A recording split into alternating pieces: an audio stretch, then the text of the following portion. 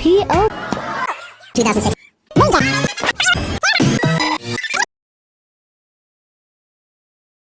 La littératie médiatique, c'est apprendre à ne pas tout avaler sans réfléchir.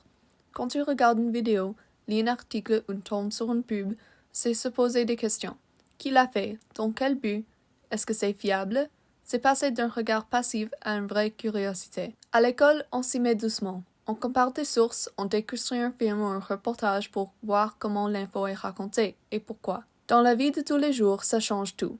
Sur les réseaux, avant de voter, quand on fait des achats, ça permet d'y voir plus clair, de moins se faire avoir et de prendre des décisions un peu plus éclairées. Mais ce n'était pas toujours une conversation que nous devions avoir. La maîtrise des médias n'est pas apparue du jour au lendemain. Elle s'est développée parallèlement aux médias de masse eux-mêmes. Au début du XXe siècle, avec la généralisation des journaux, de la radio, puis de la télévision, les gouvernements et les éducateurs ont commencé à prendre conscience du pouvoir de ces médias. Les médias peuvent influencer efficacement l'opinion publique. Au milieu du XXe siècle, les études sur les médias ont fait leur apparition dans les écoles, en particulier lorsque la télévision est devenue une force dominante. Les élèves étaient encouragés à réfléchir de manière critique à la publicité, aux messages politiques et au divertissement. L'objectif n'était pas de se méfier des médias, mais de les comprendre. Puis est arrivé l'Internet. Soudain, les médias n'étaient plus seulement le fait des grandes institutions. Tout le monde pouvait créer du contenu.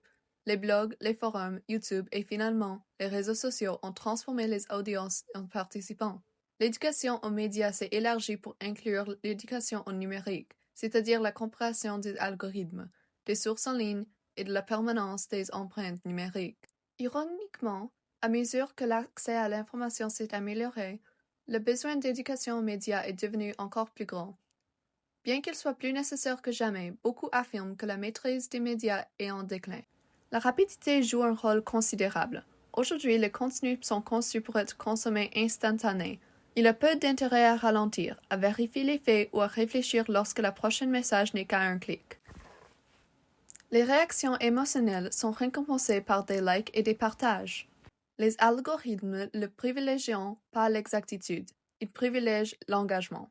En conséquence, les fausses informations se propagent plus rapidement que les corrections. Les nuances sont perdues. Les questions complexes sont réduites à des slogans, des mèmes ou des clips de 15 secondes, et avec le temps, l'exposition constante à ce type de médias peut affaiblir notre esprit critique. Un autre problème, c'est la confiance excessive. Beaucoup de gens pensent qu'ils sont immunisés contre la manipulation, que la maîtrise des médias est quelque chose qui manque aux autres. Mais la vérité est que personne n'est complètement objectif. Nous avons tous les préjugés, et les médias modernes savent très bien les exploiter. L'éducation joue également un rôle. La maîtrise des médias est souvent sous-financée, enseignée de manière incohérente ou considérée comme facultative. Dans un monde dominé par les médias, cette absence est significative. La maîtrise des médias ne consiste pas à rejeter les médias ou à devenir cynique. Il s'agit plutôt de s'engager en toute conscience. Cette compétence n'est pas en voie de disparition, mais elle est remise en question.